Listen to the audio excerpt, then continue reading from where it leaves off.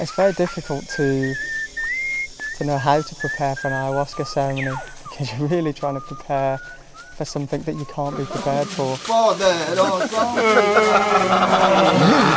pudiendo dominar sitoni, cuerpo sitoni. Nunca pudiendo dominar sitoni, espíritu sitoni. Cuidar y cuidamos. Every single time I drink ayahuasca, what I thought ayahuasca was is something else.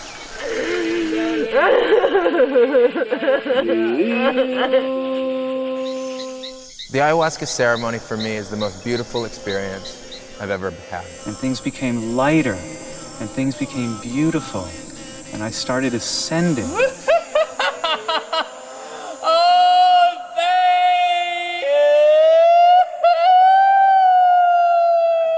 The ayahuasca ceremonies can be terrifying, they can be horrific, they can be dark, they can be demonic. I couldn't get out of it, I couldn't process thought, I couldn't do anything except fear and darkness, and it was the most terrifying moment of my life. The whole room sounded what I guess my picture of hell would be like. Help! Someone help! Help! Help! Help! We have people who come here that doubt everybody who comes here, doubts everybody who comes here, suffers. For me, it was like either this or I died. I really was at this end of this road, and I didn't see any further way for me. I didn't think it would ever end, and I thought, I'm never taking this stuff again. I'm never going to take it again. I just can't do this. I can't do this ever again. Have you gone on that journey? Have you gone on the journey of your doubt? Have you gone on the journey of your fear?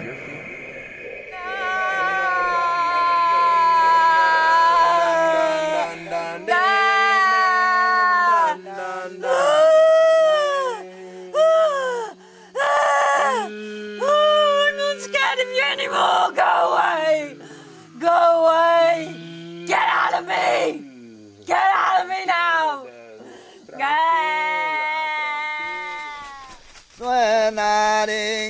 Suena ringi, mariacioncito y mi. Despejado, purosito y claro, divisanguito y mi.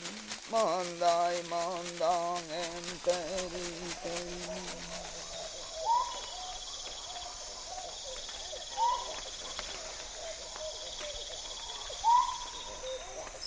People get on planes and come down to the Amazon to do this because they're looking for the real deal. They're looking for an experience that's truly traditional, based in the traditions, in the very place, the birthplace of this medicine form. Tronco y manta y cielo, ayahuascancito y mi. Ayahuasca is a visionary medicine that's been used throughout the Amazon for hundreds of years. It was initially discovered by native population and passed down from shaman to shaman in different lineages, finally to the local population. Westerners typically come to the Amazon interested in participating in ayahuasca ceremonies and searching for shamanic centers where they have a safe and protected environment in which they can participate in the ceremonies. One of those centers is Blue Morpho. My name is Hamilton Souther. I'm 29 years old. I'm originally from Los Gatos, California. I now reside in the Peruvian Amazon. I'm the owner of Blue Morpho, the founder of Blue Morpho, and also one of the shamans here. I'm absolutely not a guru. I'm absolutely not a teacher.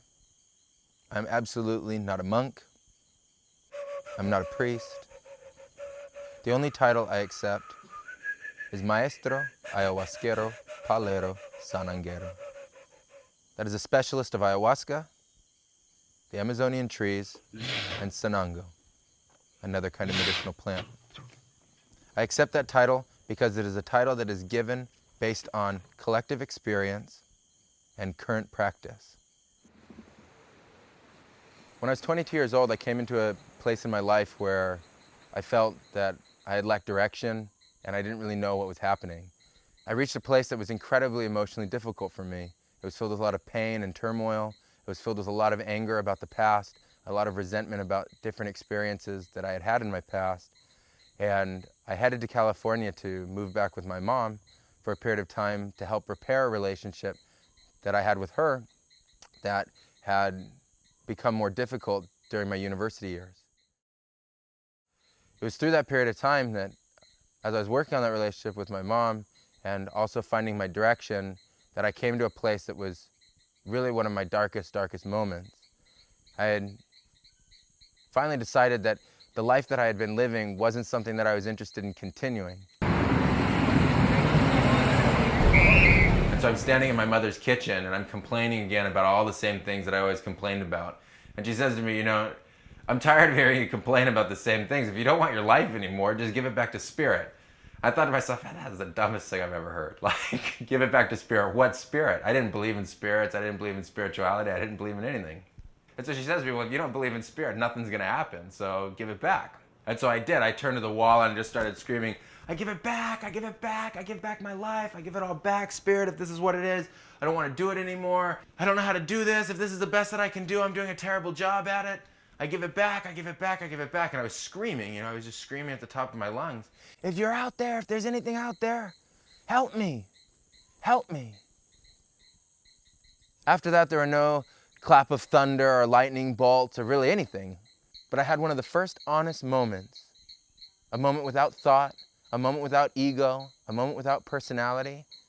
And it just streamed out of me. And I cried, and I cried, and it just came out.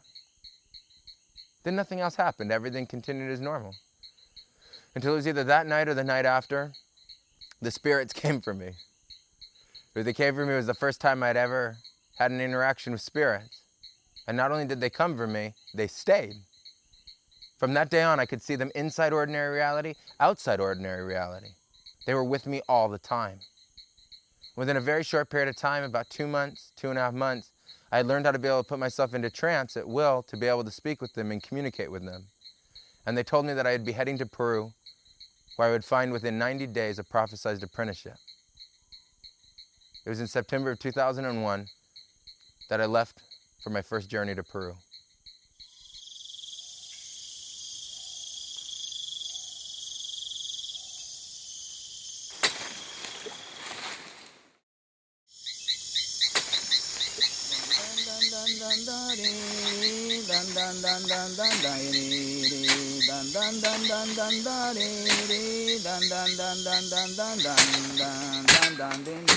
Mi nombre es Alberto Torres Dávila y yo soy el vegetalista, sananguero, palero, ayahuasquero. Mi abuelo me convidó el tabaco cuando tenía 8 años. Él me dijo para que no ser el cuerpo flojo, para hacer el trabajo activo. Así me han criado mis padres a mí.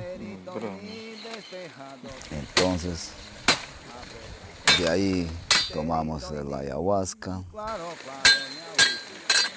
Seguimos hasta que ya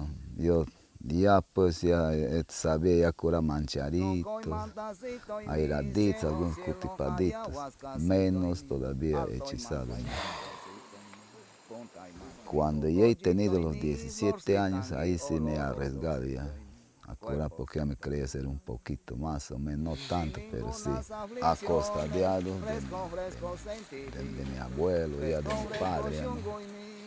Blindadito, acerito, protegido cuerpocito. Andan, dan, dan, dan, dan, di, andan, dan, dan, dan, dan, dan, dan, dan, dan, dan, dan, dan. Absolutely not. All the red ayahuasca and black.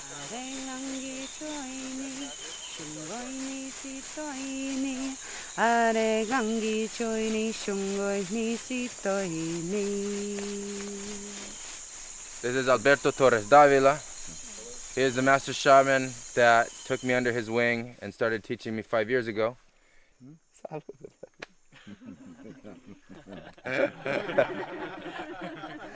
At first he's a little shy, but he's not really that shy at all. Once you get him talking, he really gets going.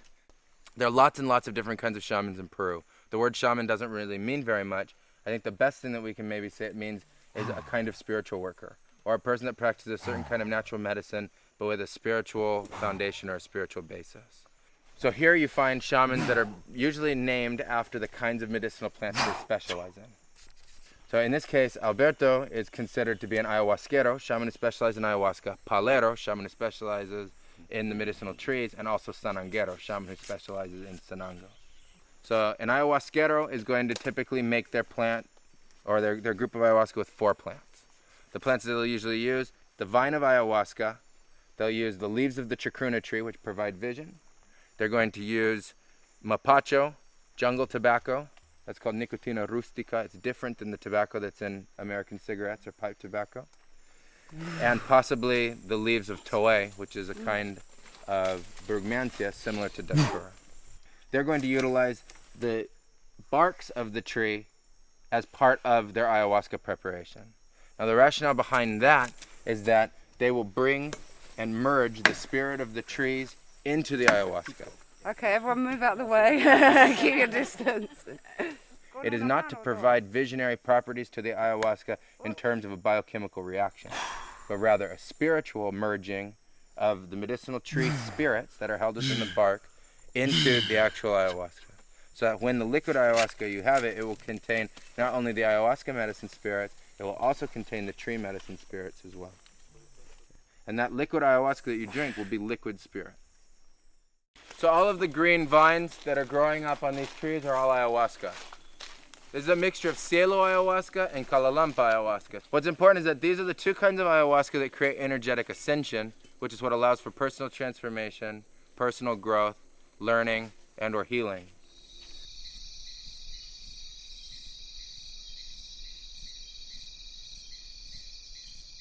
Ayahuasca is not a drug. Participating in ayahuasca ceremonies positively transforms a person mentally, emotionally, physically, and spiritually. The changes are real and permanent. Until very recently, ayahuasca was an entirely unknown area to mainstream Western medicine and Western science. Ayahuasca in the Western world is misunderstood. When ayahuasca is broken down into its chemical components, it's misunderstood. So I think amongst those who know about ayahuasca, there is a growing interest and growing appreciation that there is an untapped potential for fascinating study. On the other hand, I'd have to say that most practitioners of mainstream Western medicine are entirely ignorant of that such a phenomena as ayahuasca even exists. The chemical components of ayahuasca are designed to affect you only enough so that you can be freed from your egoic consciousness and move into a visionary state that allows you direct experience of the presence of spirit and spirits, not the chemical components being misconstrued as medicine. La gente vienen confundido de sus países. Creen que es la droga. No es una planta medicinal que Dios ha puesto en la tierra. You cannot take ayahuasca by yourself and have it be medicine. You'll never be able to package the ayahuasca experience into a pill, hand it to a patient, and tell them to take it and then come back with the report. You have to have the plants, the spirits of the plants, and the master shaman who manages the interaction between you and those spirits. The ayahuasca experience is really grounded in the context in which it is occurring. And almost always ayahuasca experiences are taken in a group context, which is facilitated by someone with great expertise and a high level of training in regards to administering ayahuasca. Ayahuasca is incredibly powerful. It is not for everybody. But for the people that it helps deeply and directly. It is incredibly beautiful, but it requires serious practice and serious training.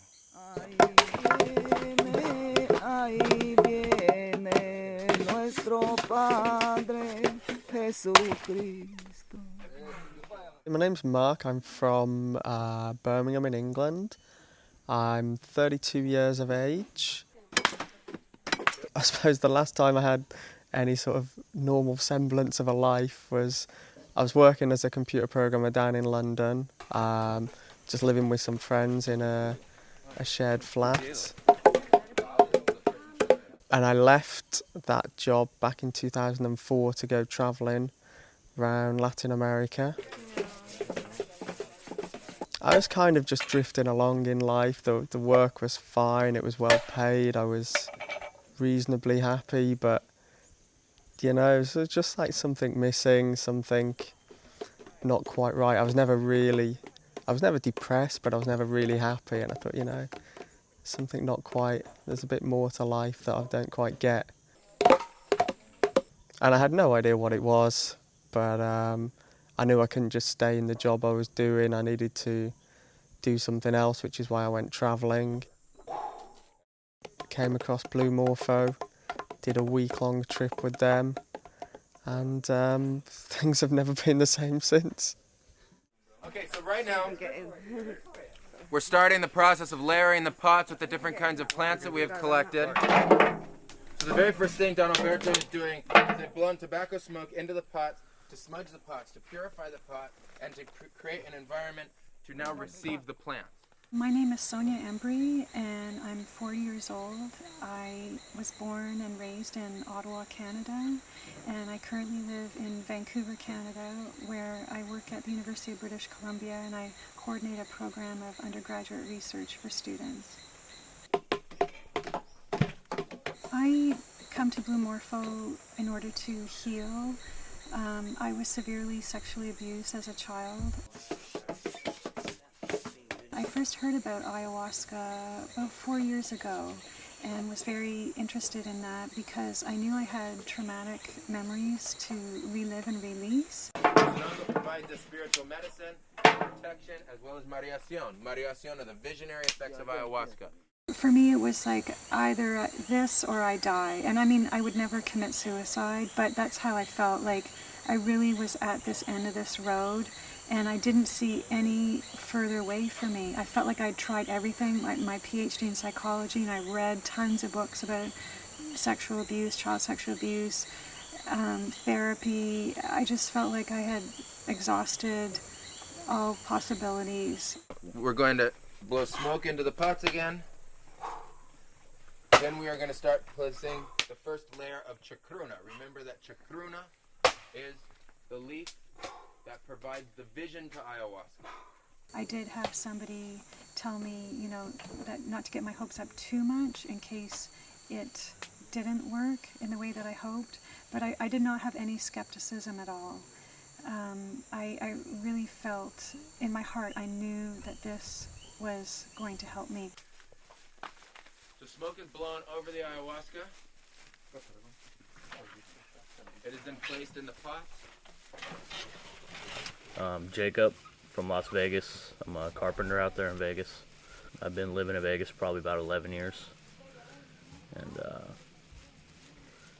just recently, you know, I got a hold of my dad.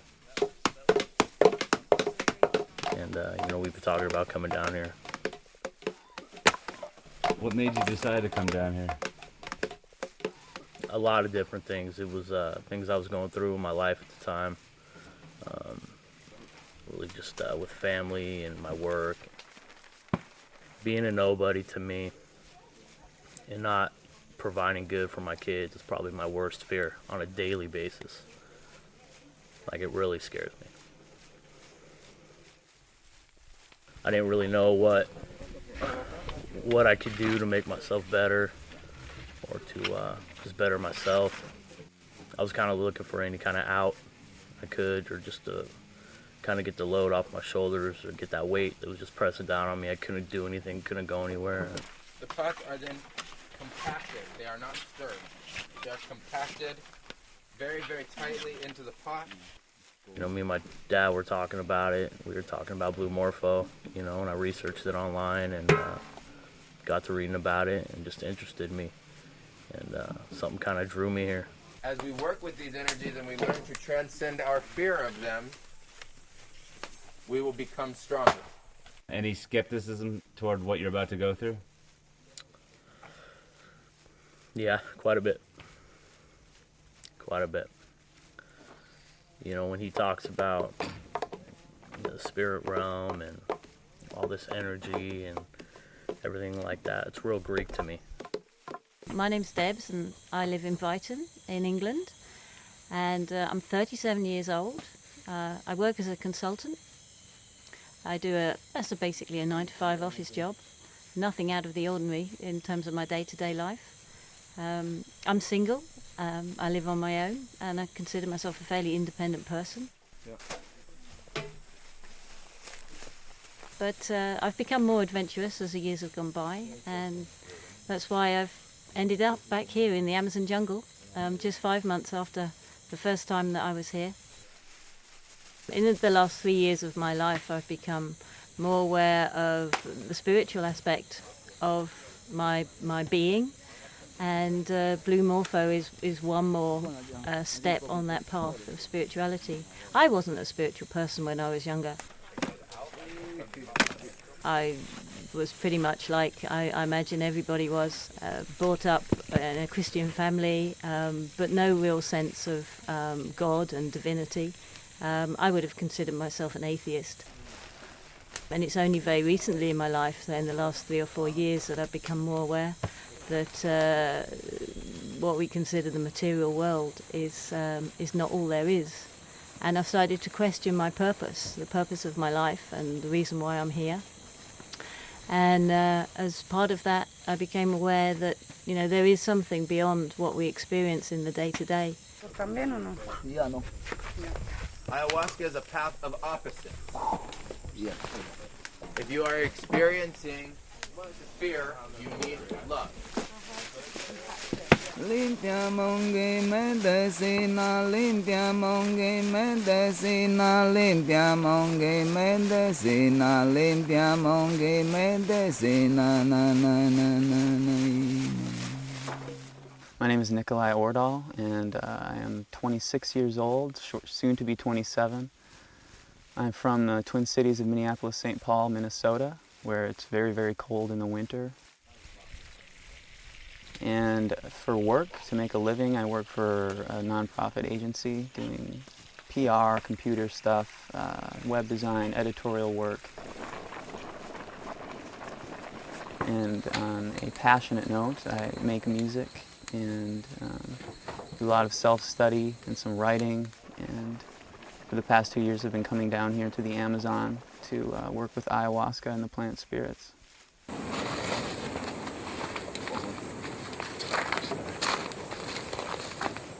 There's still a self-doubt in me that I'm really, really sick of. I'm just tired of it.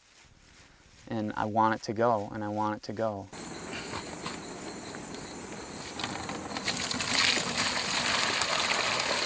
It's a really extreme form of anxiety, and causing things like just shaking and trembling voice and the inability to articulate communication that I know is within me and I know is there. But, you know, there's these blockages that don't want it. It's like these parts of myself that don't want to go because they've been there for so long, and they come from traumas and memories and, you know, repeating things that happened in years past and just focusing on failures and focusing on moments of discomfort and negativity. I'm just tired of it. I'm just really, really tired of it. I want to grow. I want to be pure in everything that I am, and I want to be able to express my place in divine creation. And that's why I'm here. That's what I'm doing here. And to be honest, it's really scaring the crap out of me right now. Chuya, chuya, chuya, cuerpocito con ayari, sin ningunas aflicciones con ayari. My name's Jerry Jacknowitz. I'm 41 years old. I work as an artist, both independently and doing digital painting for films. I feel like I'm a really nice guy. I'm happy, but I also carry all the crap that everybody else carries, low self-esteem, you know, wondering what on earth I'm doing on this planet, and trouble with relationships. When I was young, I was always the littlest kid in school, and I was picked on, and, you know, I was terrible at sports, and really withdrew from that. And even within my adult relationships, I always had difficulty with confrontation, difficult relationships, and I had a tough time defending myself or even sticking up for myself. That's something I need to let go of, because I found myself in a repeating cycle of this behavior. It's like over and over and over again within my interpersonal relationships. I came here to learn and to grow and to heal my wounds and to feel whole again. Right now, I don't have any skepticism. Until I experience it, obviously I have no idea what to expect. But right now, I just feel very trusting.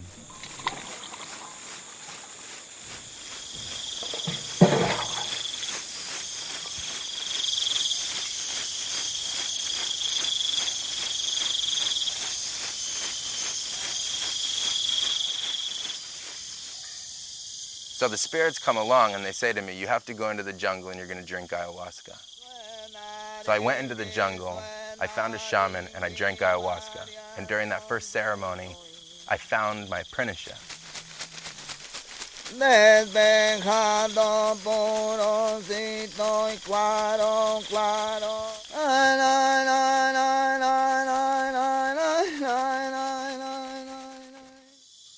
So after my first couple ayahuasca ceremonies, I started formally apprenticing under the tutelage of 2 different maestros over the course of a year. The relationship with both of them ended poorly, and I was left in the Amazon alone, without any direction, not sure where to head, and I felt that the path of my apprenticeship had come to an end. You're thinking like, hey, I'm going down a path that's a really good path, and all of a sudden, you're just presented with a mess. And so I did what any apprentice would do, and I asked the spirits, what am I going to do?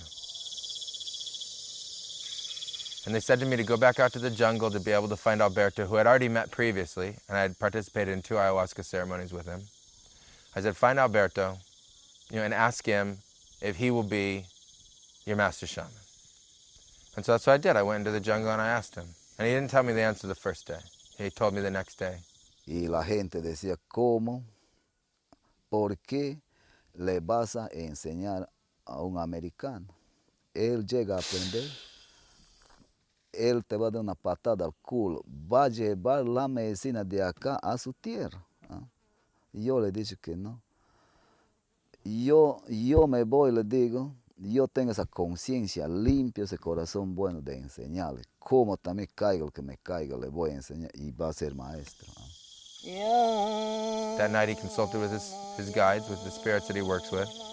And he came back and he said that he felt like I was really asking for my heart and that I really wanted to learn, that he would accept me. They told me that he would accept me for the entirety of his life, and that commitment had been made, that bond had been made. Ya tenemos ya amistades ya profundo de sobre de la medicina.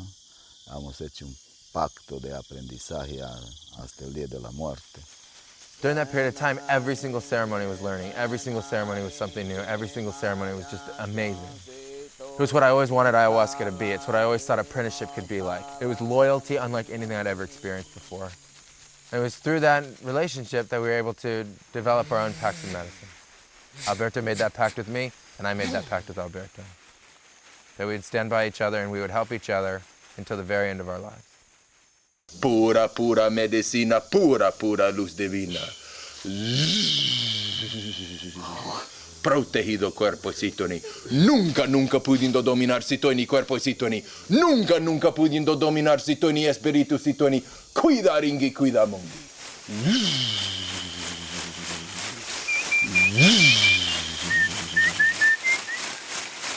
5 ayahuasca ceremonies here set up direct change for 6 months to a year in a person's life. It's an evolution that takes place. The first ceremonies generally start out darker, heavier, harder, filled with fears, darker elements, and darker spirits. The middle ceremonies are more ecstatic. They're filled with light, they're filled with joy, they're filled with love and tremendous change. And at the end of the week, the ceremonies all come together, bringing everybody back into a centered, grounded, and stable place to be able to go home.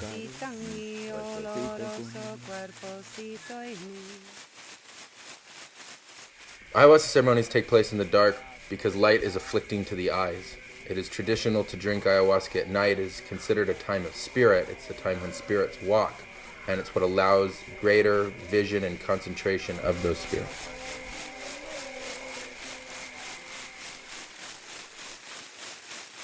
There are a variety of elements present in an ayahuasca ceremony.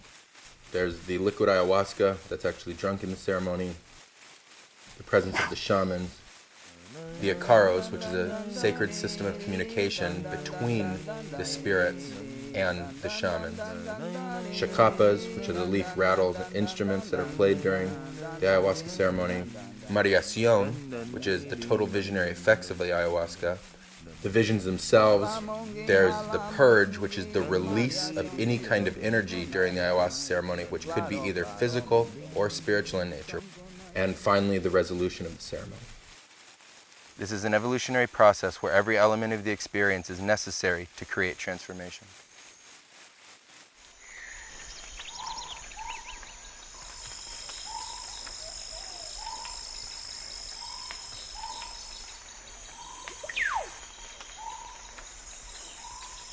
Well, at the beginning of the week at any ceremonies, as we're moving into the first ceremony and the second ceremony, especially the first ceremony, there's a tremendous amount of collective anxiety. There's a lot of fear that's going on. People are scared. They're not sure what to expect. It's going to be a new experience, an experience that they never really had before. They're wondering what's going to happen, what they're going to see. A lot of the preparation that goes into preparing someone is, in a sense, getting them ready to be able to handle, or tools to be able to handle, worst-case scenarios. Scared of what I might see, what might happen during the ceremony. You know, they say what is inside you will come out and you'll be able to see it. And if that's true, then I don't know if this hut's going to be big enough, because, you know, I got a lot of bottled up issues. And, you know, a lot of bad things happened in my past. And, you know, who knows what's inside there. No matter how many times I drink, I'm always scared beforehand. I always think, oh, I'm not sure I can do it tonight. But you just do it. You just, you know, you just find enough courage to drink one more time. To be honest, it's really scaring the crap out of me right now. Even though I've done this several times before, it's really, really scary. I thought I knew what it meant to be scared. I thought I knew what fear felt like. This is a level of fear that you don't get in ordinary reality. I'm really looking forward to tonight's ceremony, but I'm a little nervous. I have a feeling I'm going to take a beating. It's very normal and understandable to feel anxious and nervous and terrified. I've stood outside ceremony house crying. I'm so terrified. But I just, you know, you got to do it. You got to do it. You got to do it.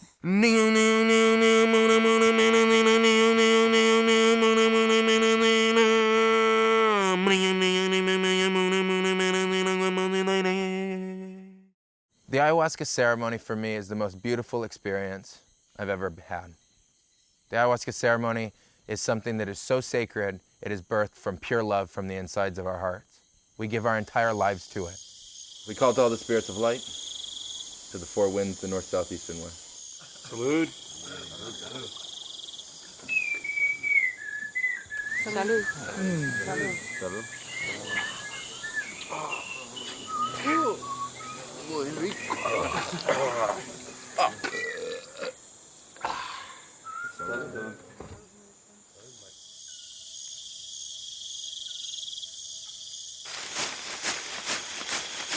The first ceremony took me to a place where I thought I could never ever drink ayahuasca again. It was just far, far too intense. It was a really tough one. I didn't expect it to be as tough as it was. The first hour in ceremony, nothing was really happening, but I knew something was coming, and the energy was just like building and building, and my heart was just pounding like crazy, and I was just like, just bring it now, like I can't take it anymore, you know? As soon as it started coming on, I got a little bit nervous, like, uh-oh, what's this going to be like? And instantly broke out in a sweat. Girando con tu chacapa, llamando, llamando, llamando, llamando Mariación. We're in ceremony, the Mariación starts to come in, and everything starts to get going. That's when it starts to get fun, you know?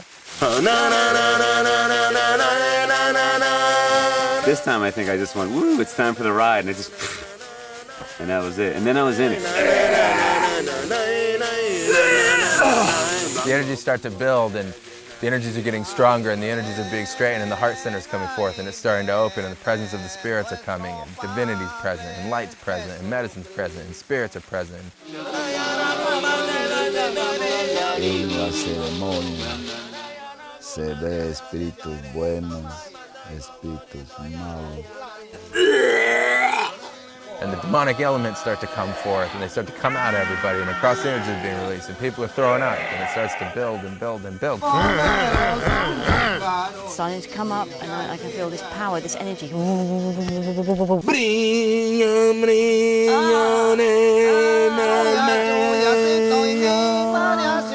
And at that point, it's basically managing chaos. It's just chaos. It's chaos, chaos, chaos, chaos, chaos for about the next 2 to 3 hours. Help! Someone help! Help! Help! Help me!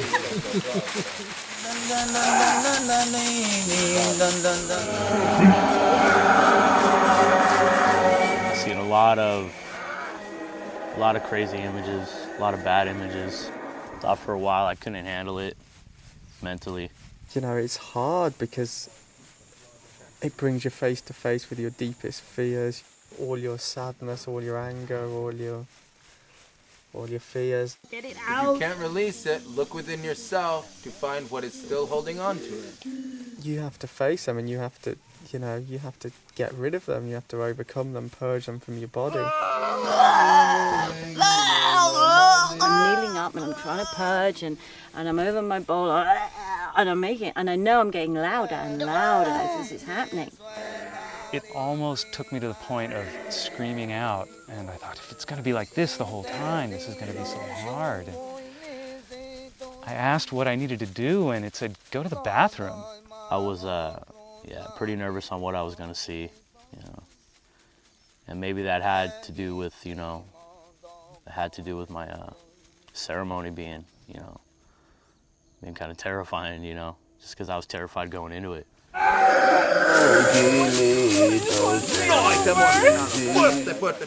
are different kinds of visions, there are different kinds of spirits, there are lulls. Cuando ya no aguantan, bajarle un poco la mareación, porque no tanto ya se alocan, gritan. Y hay que saber controlar también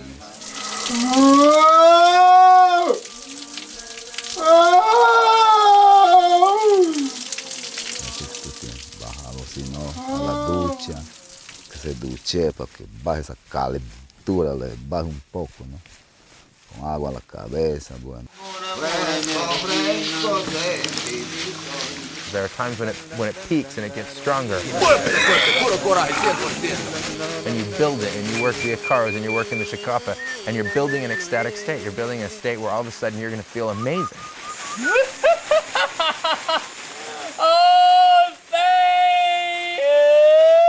I just felt as if my whole heart was filling up with light, and I just let it all come in, and when I did, I'm happy! You're building up a state of consciousness and a state of energy within you that's starting to release everything that makes someone feel down, morose, crossed, pained in the day. And you call, and you call forth, and you invoke spirits, and they come and they help you. Arcángel Miguel, Oriel, Gabriel, Rafael Sitoini, cuida ringi, cuida mongi, cuerpo Sitoni. At the same time, the spirits talk to us, so they're talking. Rarely do we actually move into the visionary space of a person ourselves, meaning placing our own awareness or our own focus into their visionary space. If we did that, we would have exactly the same visions that they're having at that time. I was just like in one hell realm after another. And I knew I was releasing stuff, but it didn't feel like it was going to be sort of endless. It was basically every possibility of fear and of destruction in my mind was brought before my eyes. I was really receiving a lot of information, a lot of just incredible information about the history of architecture and math and sacred geometry and puzzles and the way things fit together and the way things came to be. I really got it that these are archetypes. These are not about a specific belief system or a specific, you have to believe this, you have to believe that. It was just the truth of it, and I caught that, and I let go of a lot of prejudice. What we do see are different kinds of energetic patterns, different kinds of spirits, and different kinds of entities. To me, the tree spirits don't appear as, entities or like ghosts, but rather specific types of patterns in the energy. So we're watching the energetic patterns, and in that instance, we can read the energetic pattern. We don't want to wait for a spirit to manifest physically in physical form in that room.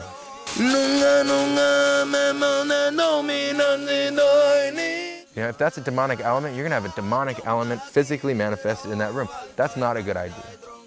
And it can happen. It was just like releasing demon after demon after demon. It was pretty intense.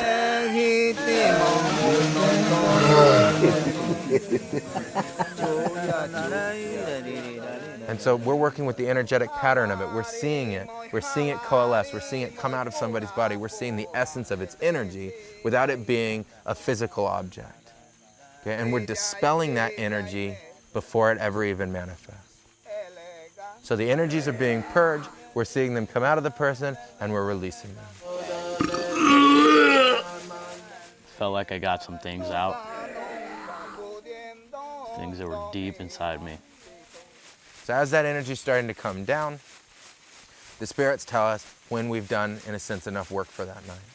Then we're going to hold the space, generally until midnight or a little bit after midnight, until it is clear and that the spirits have given the okay, the go-ahead, that everybody is in a protected space to be able to continue on with the rest of their ceremony, however long that may take.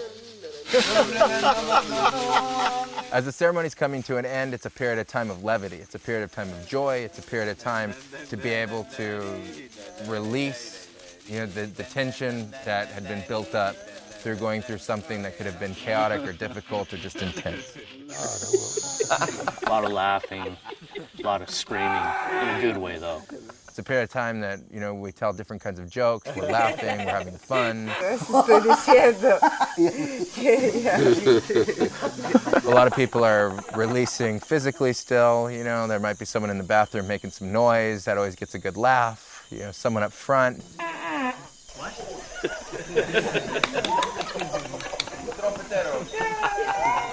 So the end of the ceremony is a time of levity. The end of the ceremony is a time of fun. I'm so happy. It's a period of time once the lights come on where the seriousness of the ceremony has been dispelled. Hey, what shall we talk about next? And it's a period of time to experience some humor. It's a period of time to experience relief.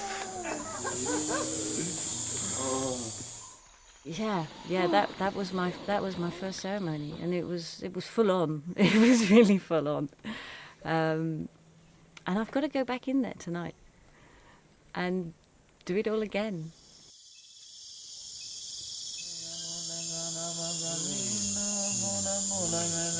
You want an experience? Love yourself.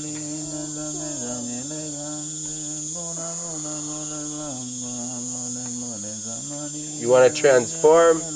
Love yourself. You want to heal? Love yourself. Do it because you can. Not for any other reason.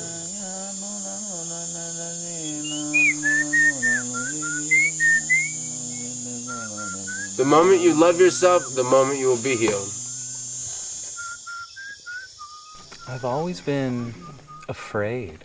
I've always felt weak and afraid of confrontation, afraid of other people, afraid that people were going to be upset with me.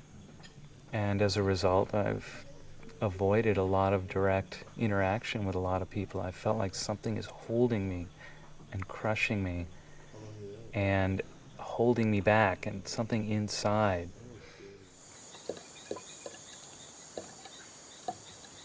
I really have been struggling all of my life. It's kind of hard to describe, but I'm not in my body. I don't have a memory of ever being in my body. I do know that I left it when I was 3 years old, but basically the implications of that is I don't have a sense of having skin. Colors are all muted for me. I'm in extreme physical pain, and I'm split off from myself, and I don't have what's called like a life energy. So I've carried on with my regular daily living, but it's just been a real struggle. I would like to say I'm easygoing, but I'm really not, you know. I got a lot of baggage, you know, emotional, I guess you could say, emotional baggage. You know, a lot of problems in the past, you know, I've had, you know, that may be the burden that I have today, you know. I lost a friend, a real close friend, to in a car accident due to drunk driving. I had 4 other friends in the car at the same time, and actually the only one was killed was my friend Mike. And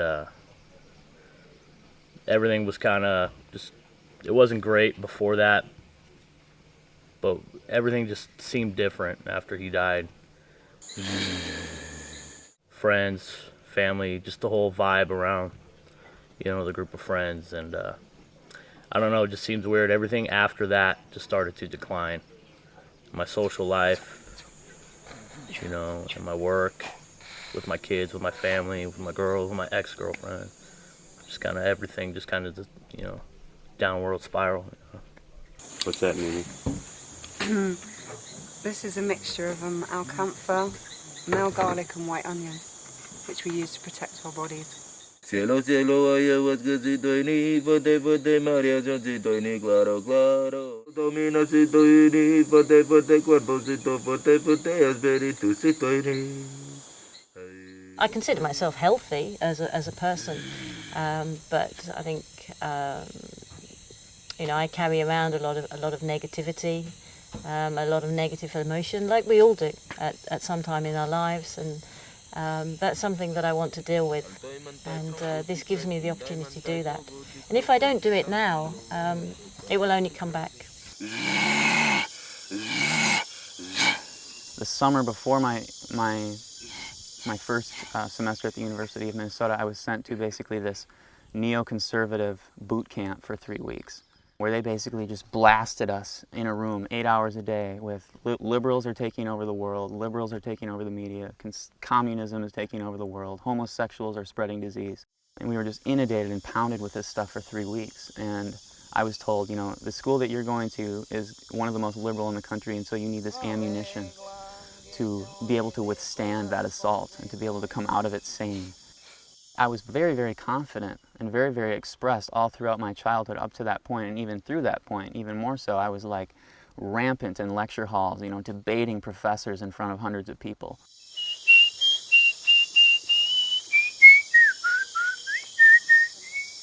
Then came a series of experiences where I was just like, you know, standing up and speaking in front of all these people and just breaking down and just like publicly just sort of losing this confidence that I had had. And it was humiliating for me, because I realized that I had been led down a path that I didn't believe in, and that I didn't even fully consider, and I resented that. I resented my parents for having sent me there. And then that just sort of, I think, planted these seeds of doubt in me that I can't be expressed because, you know, I'm just full of shit and I don't know what I'm talking about, and you know, I'm just easily led into, you know, various concepts and things that really are not aligned with my spirit. And that started to carry over into everything, and then I just withdrew from the world, basically. Nunca, nunca pudiendo dominar si tú. I'm here to heal a skin disease that I've got, eczema. A few years ago, I was covered from head to toe in eczema. My skin was bright red, it was falling off. I was in complete agony day and night, I could barely move. You know, I spent all day in bed pretty much, and the doctors couldn't do anything for me. None of the medication would work. You ready, buddy? Yeah, I'm ready. I tried all sorts of alternative treatments, nothing would work, and ayahuasca was very much a last resort. I pretty much reached the point where I couldn't go on, I couldn't live anymore. You know, with that sort of pain, I'd just had enough of life. And it was just complete desperation that brought me here. Salud.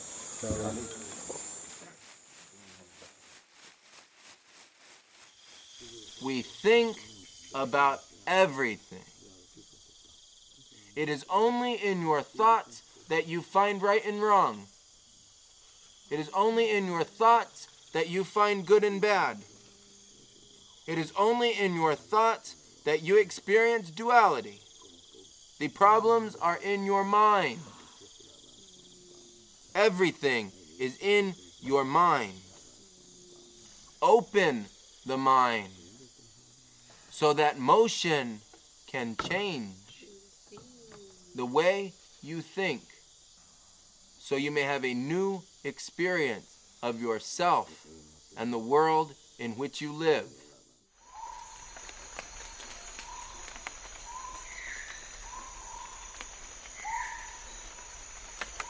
The second ceremony, I was absolutely terrified to drink.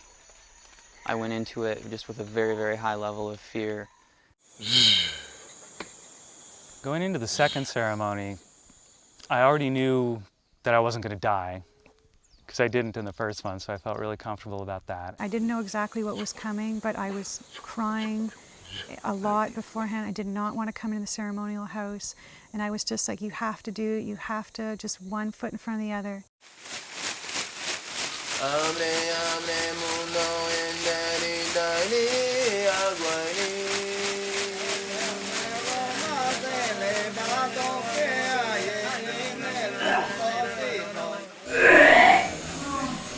They took me straight down into all of my fear and all of my doubt, and I was basically face down on the floor,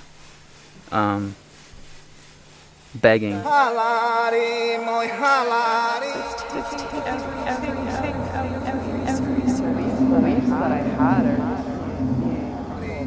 My greatest fear is fear of abandonment. I really am not a spirit of light, but a spirit of darkness. My worst fear, I'm trapped in dark, negative spiral, vortices.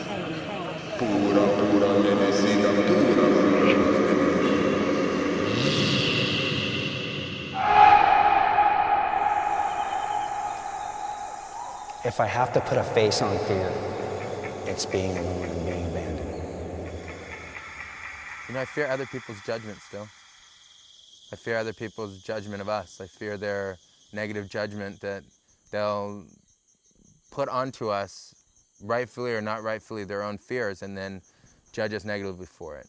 Maybe their judgment saying that, you know, we're druggies or we're something like that, or their own misunderstandings about what it is that we do, or, you know, the judgment that we could somehow be seen as being part of darkness or dark energies or doing dark work.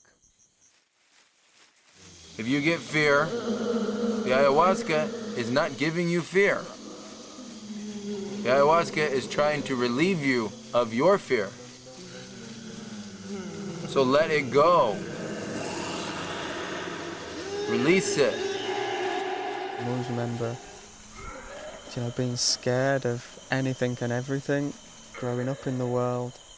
I was just around a lot of fear, and, you know, I thought the world was a big scary place that was to be feared, and, you know, bad things happen there, and, you know, it's really not a nice place, not a nice way to live. I had lots of fears. I think the biggest one would be that I would never find the key to what would heal me. I knew it was possible that I would die without ever being healed. If you have anger and you can't let go of it, it is because you still want it. Be honest with yourself. Say, I still want this pain. I still want this hurt. I still want this anger. It still serves me in some way. Aside from the very first ayahuasca ceremony that I participated in, which basically was me getting used to the ayahuasca, getting comfortable with the experience, all 9 other ceremonies that I've participated in, I have been reliving and releasing rapes. During a ceremony, I spent a lot of time in the hell realms, which is a place that every time that we're feeling pain, suffering, any negative emotion, we're actually in hell. You guys create the story of ayahuasca by what you bring to ayahuasca. It went on for almost 4 hours. It took every ounce of my energy. I was like just barely breathing, just hanging in there. It took me a long time, ceremony after ceremony, of having to go and visit those places to realize that that's not what I wanted anymore. If you're stuck in what seems like feelings from the past, those are now. That is the communion that's taking place. I really don't want any more. Fuck off. Fuck off out of me. The whole ceremony was a battle the whole way through. But I found that through accepting those experiences and saying, thank you for this experience, thank you for this fear, thank you for this doubt, it went away. I felt better mentally. I felt better physically. You know, I felt like I could climb a mountain after my second one. And I haven't felt that way in a long time. A long time.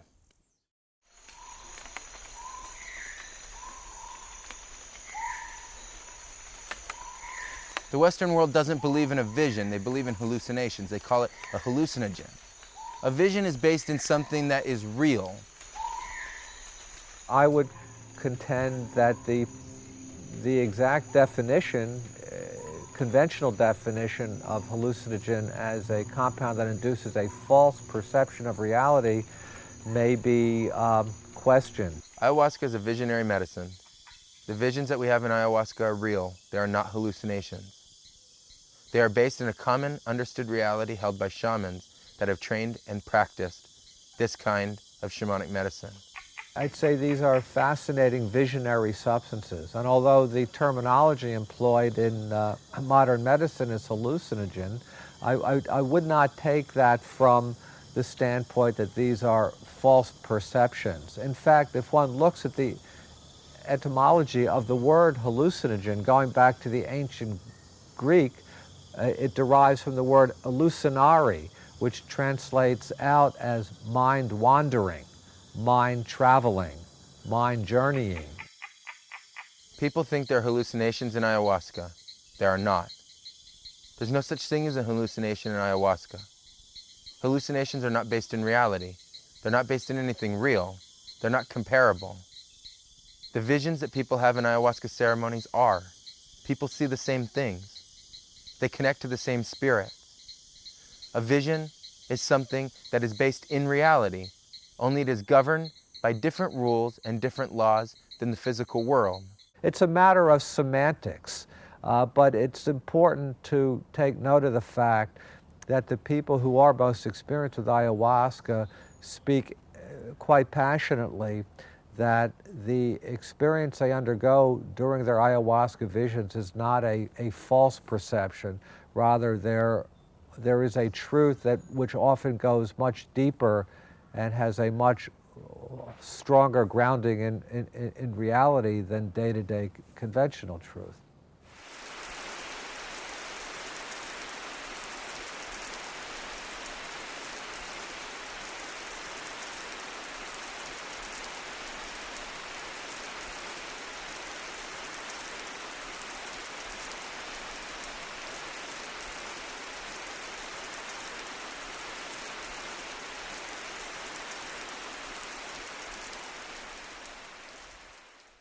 Help me. Help me. My friend. Oh. Concentrate on the Carl. I can't. Where are you? Help me. Help I'm me. right here. Help. The problem is you're not here. Help me. You need to listen to the Ikaro. The Ikaro is your guide. The singing is your guide. Follow the singing. Chuya, chuya, chuya, cuerpocito con ayare. Los cuestión de los Icaros, ¿no? Son a base de los árboles que te enseñan. Icaros are sung, but they're not songs. They're a system of communication, medicine, through sound vibration, intent, thought, and the words that are spoken in them with spirit.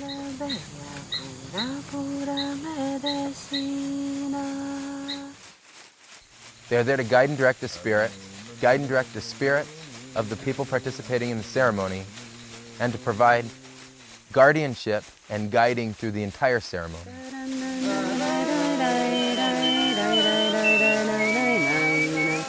The Icaros call in Mariación, or the visionary effects of ayahuasca. The Icaros call in medicine. They call in the energies that straighten, transform, and help heal others. They come from different realms. There are different kinds of medicine based in color, based in spirits, based in treat, based in ayahuasca, based in divinity. Purple medicine of the Shiwawaku. Yana yana Shiwawagu, yana yana Shiwawagu. Icaros are the backbone for every single ayahuasca ceremony, and without Icaros, it's not a ceremony.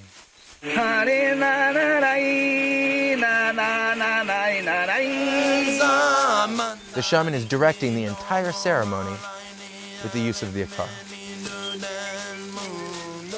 Le agarras otro de defensas, de medicina, para proteger el cuerpo, para hacer limpieza.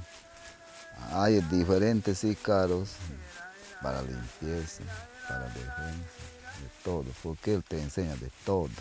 Cielo, cielo, ayahuasca, alto y manda y troncocito. You use the Icaro to stimulate vision. You use it to calm it. You use it to save somebody from a difficult situation. You use it to purge energy.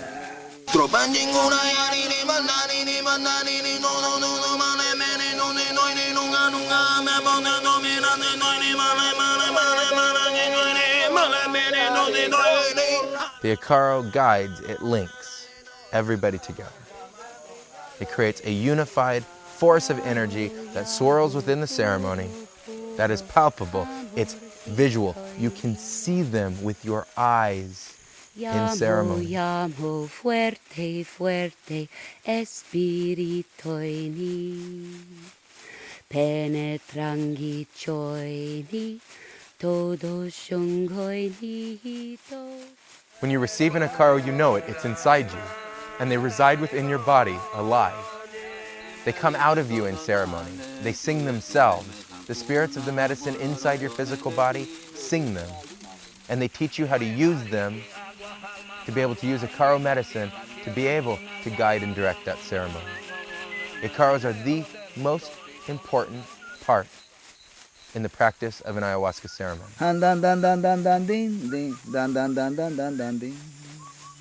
Chuya, chuya, sentidito, chuya, chuya, shunguni. Fresco, fresco, Icaruy, mi cuerpocito kunaya. Fresco, fresco, Icaruy, mi cuerpocito kunaya.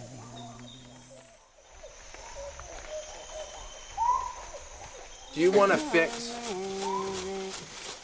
what you see wrong with you and the world, or do you want to go deeper than that? Do you want to actually go into the relationship that you currently hold with yourself and the world? That's where the real juice is. That's the real meat.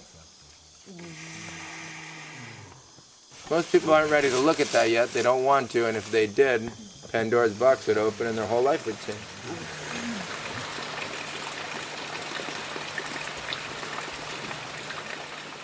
We have people who come here that doubt. Everybody who comes here doubts. Everybody who comes here suffers. You know, I don't feel that just a few days down here and a couple ceremonies that, just all that skepticism would go away. I could honestly say, it hasn't. And if one goes into the experience as a skeptic, as a disbeliever, the optimal experience might not be that readily accessible. In order to be healed physically, these are all issues I'm going to have to deal with, you know, going way back into my past and, you know, basically learning to love myself, which I realise now I've never done. And, you know, it's a process I'm going through at the moment of searching for my heart. It's almost like I didn't even know I had one. It's only after you've gone past all of those layers and all the thinking is ended and the mind stops does a person have the opportunity to experience a truer expression of the self. People don't know themselves because they've believed in a brand. They believed in a label. And that's all it is. It's an empty shell filled with thoughts. An empty shell filled with thoughts.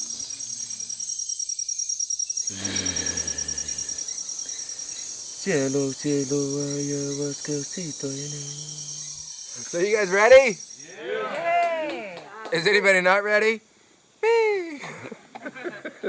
No, everybody's ready? On to the third ceremony. How do you feel? Excited, anxious. I'm nervous as always, but feeling okay. How you feeling? I'm scared. Hey? Yeah. Suena ringi, Maria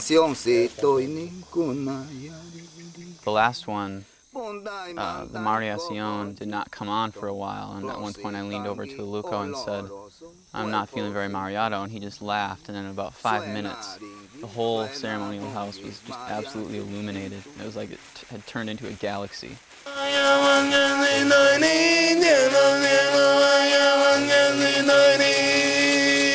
I got a lot of work done. Basically, the bulk of it was I released 14 more rapes. I was just shown every kind of disgusting, horrible, frightening image that I never thought existed. Hundreds and hundreds of these winged spirits that were just all around me, and I was really literally just weeping out all of my lack of self-acceptance. Anything that you've ever imagined, seen, heard about, read in a book actually exists. This is all coming from spirit.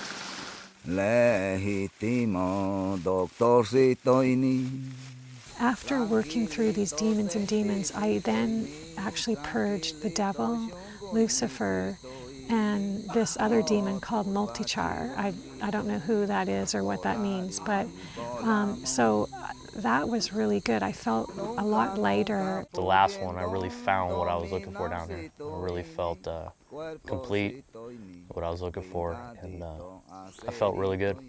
What it showed me through those visions is that I have to know that my essence is untouched by circumstances. Ayahuasca is all about finding that mercilessly, teaching you what you need to learn. And I asked, teach me what I need to learn.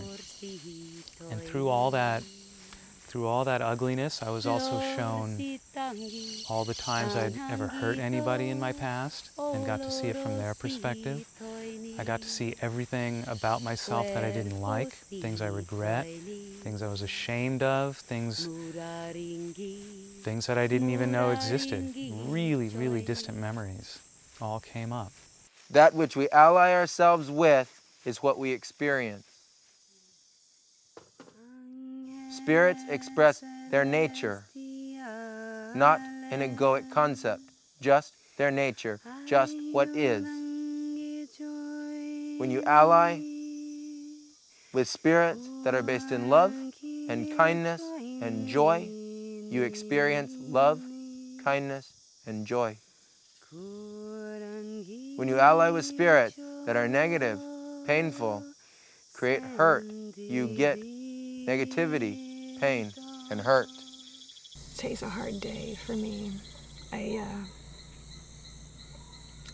feel really small and vulnerable, and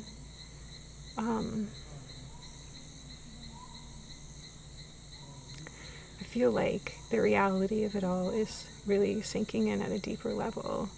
And this kind of crest of optimism that I've had is being a little disassociated to, like, I can stay on top of this. I can go in, but I'll come back.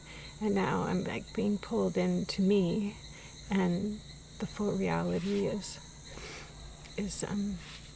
making itself known. It was unbelievable. I feel that it definitely changed me. Definitely, I feel changed. And I was real skeptical whether he was going to do that or not. Hamilton comes up to me and goes, Debs, I can already see what we're going to purge tomorrow night. And I'm like, great, I'm so looking forward to that.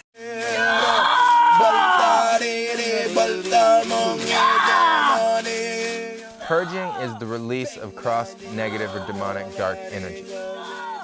That's all purging is. Anything that is involved in the release or the straightening of that energy is purging. Bueno, si es para que vomiten, vomiten. Si es para que le mandan por atrás, le mandan por abajo, por adelante. Bueno, le está haciendo la limpieza, la curación. That's very clear. It's very definitive. It can look physical. It can be mental. It can be energy.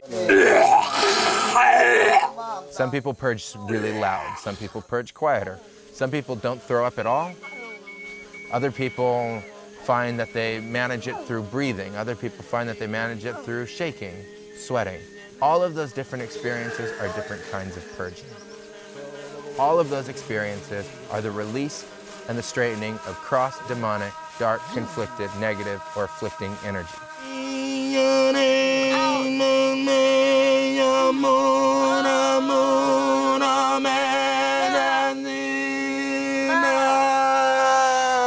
You can also see different kinds of people having difficulty purging. In one case earlier, and a few weeks ago, we had a guest that was having real difficulty purging. It was a real battle for her to be able to release those energies. I'm trying to purge something. There's something deep inside me. It's stuck. I can feel it in my stomach. Look deep within your heart. It is not your friend. Why do you let it in? Let it go. No. You don't want it. Look what it does. It is not nice. No, I hate it. It is ugly. I hate it. I hate it. I want to let it go. Then tell Go. yourself to It let can it go. It can go now. Open the door so it can go. go. Open the door. Open the door so it can go. Hay las personas que vienen con espíritus malos, cruzados, que ellos se asustan y ellos van criando ya ese susto en sus cuerpos. All right, here we go. Give me all of them. You don't need them anymore, and I want them. Those energies were incredibly dark, and they're incredibly demonically based, and they were the cause of tremendous suffering for her, even the point of having eating disorders because of them. Get this out. Get it out of me. Get it out. Get it out of me.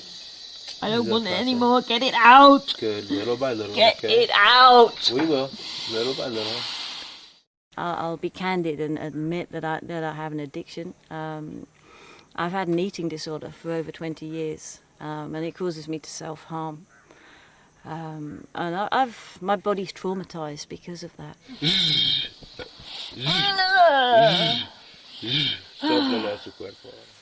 In a case like that, you have to be able to build a tremendous amount of light energy to be able to release and move them. It is not lighter than you. No. It is not nicer than you. No. It is not anything more than you. So it has not finished serving us yet. And when it has, it will go gently. So you have to let go of your fear of it.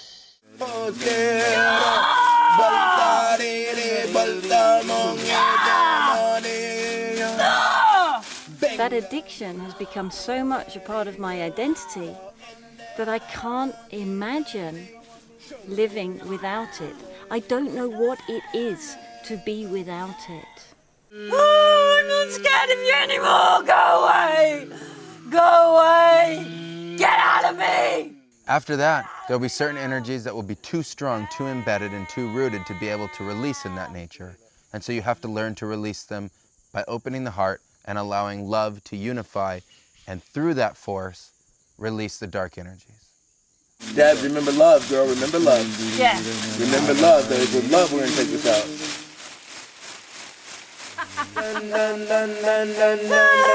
Yes, yes, yes, yes.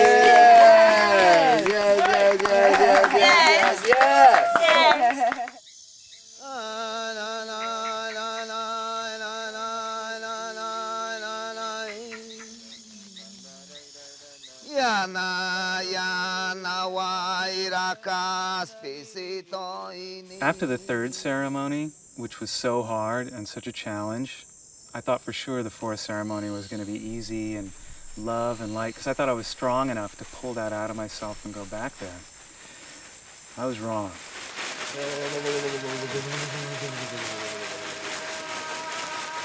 I had a lot more visions. I was able to see myself as a little girl more. Being in there though and not drinking ayahuasca, but being a part of that and being in there with those people, it's almost like just if you did take a dose of ayahuasca. You almost feel the same power of it. After that, things got really, really, really dark. I started to lose up and down. I started to lose a sense of my body. Then I just couldn't move at all, and I was completely paralyzed and frightened. And every demon was enveloping me, and every fear and every darkness was just surrounding me, and I couldn't move, and I felt like I was going to die, and I was dying, and everything was the most terrifying. I couldn't get out of it. I couldn't process thought. I couldn't do anything except fear and darkness, and it was the most terrifying moment of my life.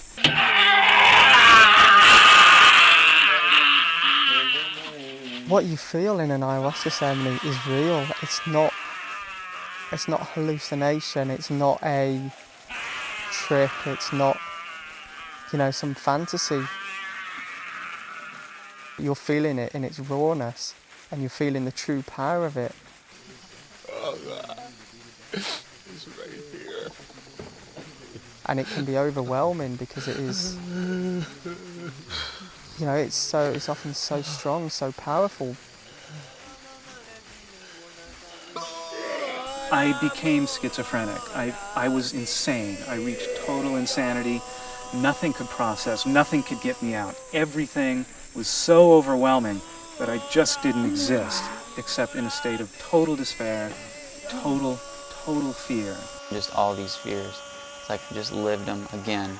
And then through those gateways, through them I was able to ascend then to these places of divine love and sanctuary that you can only get to, I feel in my experience, having worked through, having gone through those experiences of purging, going really, really, really deep into everything that we must release.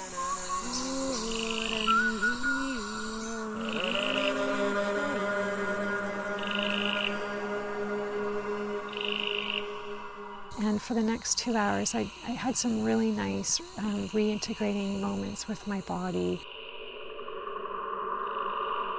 I even had a moment in the ceremony where I was introduced to my sexual energy, which is a totally new thing for me. Then I started screaming for Hamilton's help because I couldn't do it. I was lost.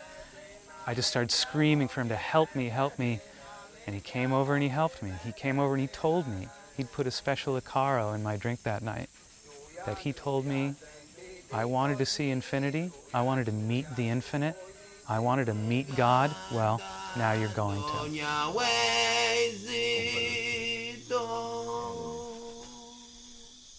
Ahí viene nuestra Madre, la Virgen María. And things became lighter, and things became beautiful, and I started ascending. I started seeing the light. When last night's ceremony, I met God. It was one of the most amazing experiences I've ever had. I died, and I went to heaven. I drank from the Holy Grail, and it was the cleanest, refreshing, beautiful, calming water I've ever tasted. So it began by me purging out everything, you know, that was stopping me from seeing and experiencing God, letting go of all that. And then I finally got to meet him. And he was just completely different to how I imagined God to be. I think the thing that struck me the most was just how humble he was. I was given the gift. I received the gift of divine love. That I found the Holy Grail. Ayahuasca showed me this, and that's ayahuasca's message for everybody. You can find it because it is you. The love is you. Creation is us and everything.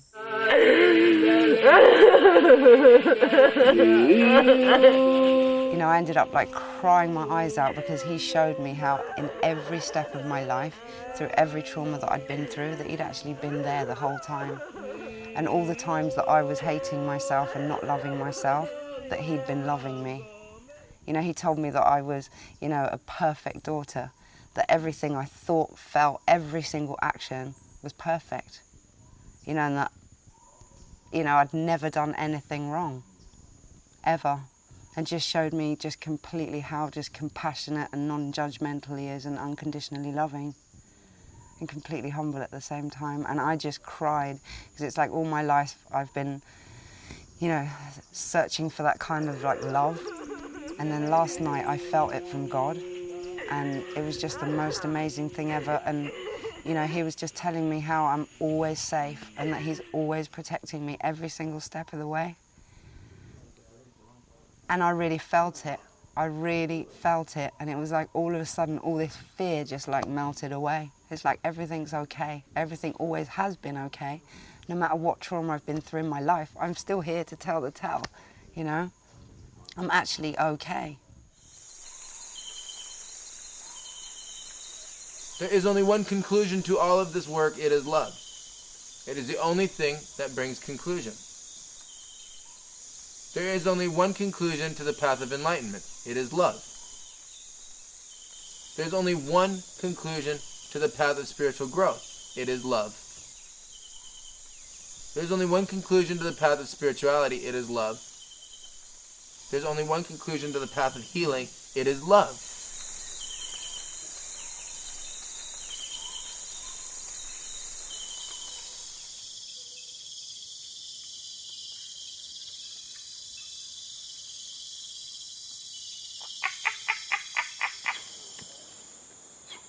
So tonight we're going to go into the ceremony. It's the fifth ceremony. Fifth ceremony is typically a time where everyone's a little bit looser. You can imagine we've already gone through 4 of these. They can be intense. About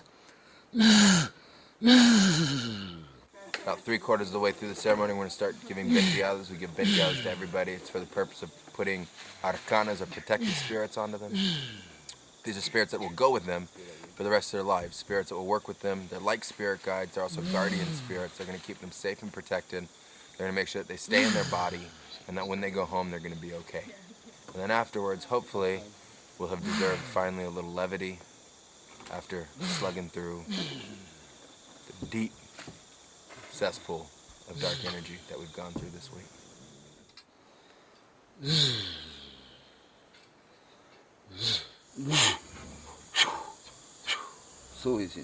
My last ceremony was very mild because I was freaking out going in. I talked to Hamilton and I said, I'm small, I don't know what to do. And he said, quarter cup. I was also quite nervous because it was the last ceremony and I thought I can't go home to Vancouver with these dark energies in me. Please, ayahuasca, please. Can we just get it out tonight, whatever it is, and can it, please, please, I just don't have it in me. I'm exhausted. I don't want to go home and have to like reorganize in the next few weeks to come back. Like, I just need some peace. Oh, yes, ayahuasca, yes, go through my whole body.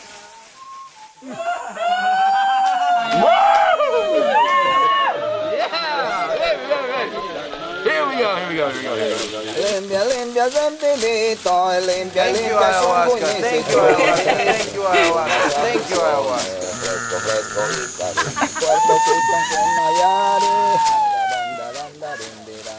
Overall, it was a really tranquil ceremony. It was basically ayahuasca said, you know, I'm not here just to unequivocally kick your ass every single time you drink me.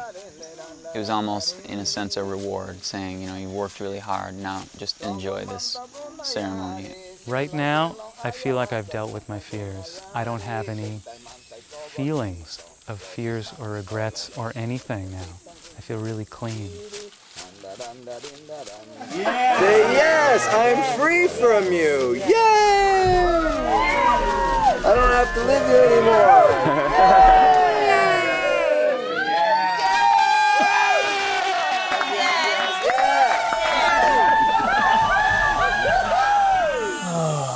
Thank you.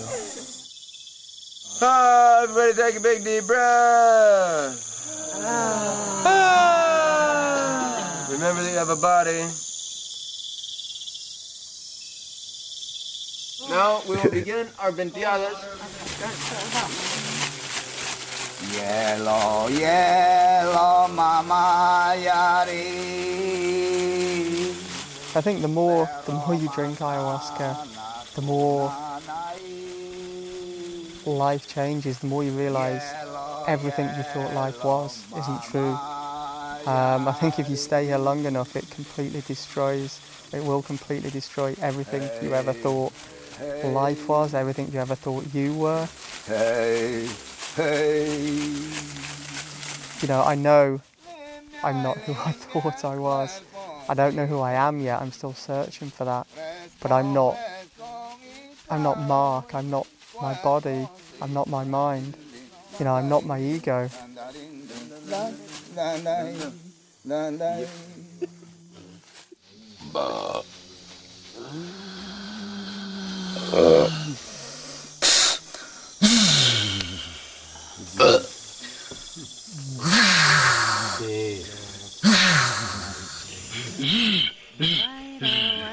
The fifth ceremony was really pivotal for me in getting to the place that I am and accomplishing the goals that I wanted to when I came. I really believe I have all the rapes out of me, and I have ahead of me integration, rebuilding of my body. Hamilton told me the night before the ceremony started that my auric field has filled in and that my body has substance, and I really feel like my strength coming in.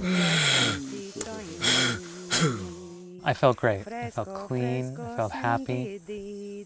I learned, you know, we get to be happy. That's our gift. A lot of the excitement and save me God stuff I was yelling, that's sort of faded out, and it's become much more simple. I think that was really just the shock of seeing that I got super hyper excited, and now I'm just like, it's all good. It's just all good. All'infinito del mondo, hai dai di di dai dai di, hai dai dai dai di di di di di.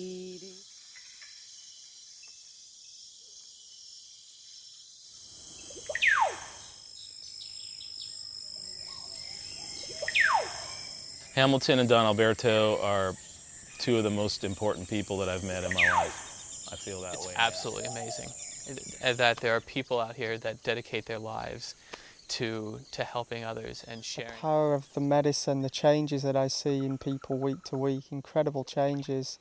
It's been the most incredibly transformative week working with ayahuasca that I've had so far. And, you know, I mean, I wept, actually shit my pants, literally, during the week. I just have to come out and say it.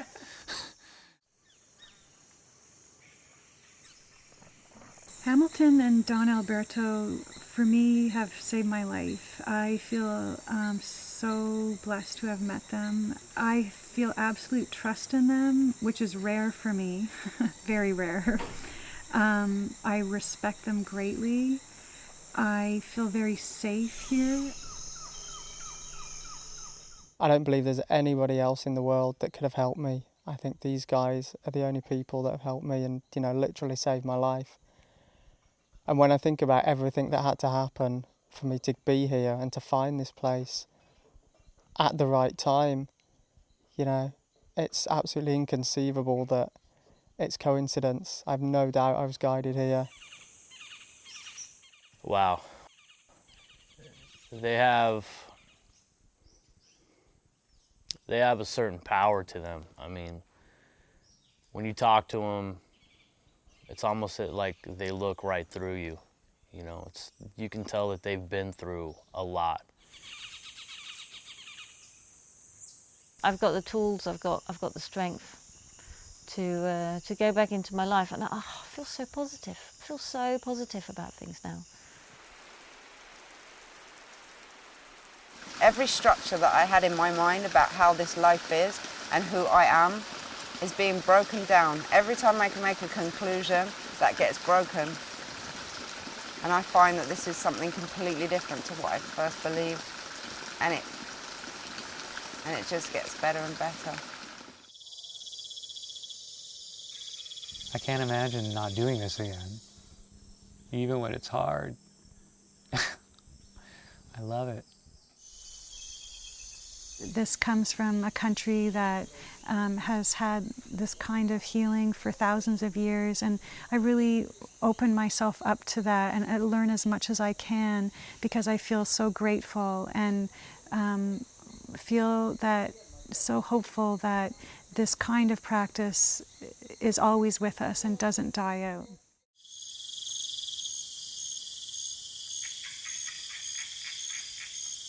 Ayahuasca ceremonies have everything that life has in it. And it lets you see it really for what it is. It lets you move into the essence. It lets you move into the truth behind your experience. It lets you find yourself. It lets you answer the question, who am I really? Not my mind, not my body, not my heart. Who am I? Not my thoughts, not my thinking, not my feelings. Who am I? If we answered that question, if we collectively answered that question, the world would not look like the way the world looks today. We wouldn't have the values that we have. We wouldn't hurt each other. We wouldn't harm each other. If we could teach our children that level of love that we can learn through these kinds of shamanic practices, the world would evolve and the world would change. We would evolve and we would change. We'd be able to see that we're not separate. We'd be able to see that we're not alone. We'd be able to see that we're actually here to be able to support and help each other, love each other, and be compassionate with each other. These ceremonies can be a tremendous gift. What you give to yourself in that moment, the ayahuasca matches. The spirits match, the medicine match. They show you and they teach you and they train you how to love yourself, how to love others, how to be nice, how to be compassionate, how to share, how to be generous. It's a tremendous gift. Temblor mama orakai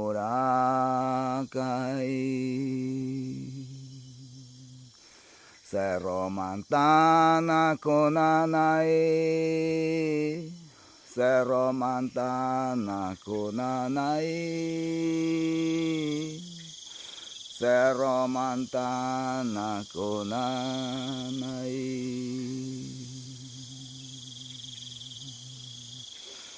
Tingamung ya chaita ya chairo na konanai Kerosene mama yari temblor mama orakai temblor mama orakai Yellow, yellow, mama yari Cerro Mantana kunanai Yellow, yellow, mama yari Hey, hey, hey, hey Brilla, brilla, rebelbea, puras, puras medicinas. Sí, sí, Sí, cielo ayahuasca. Muchas gracias, medicina.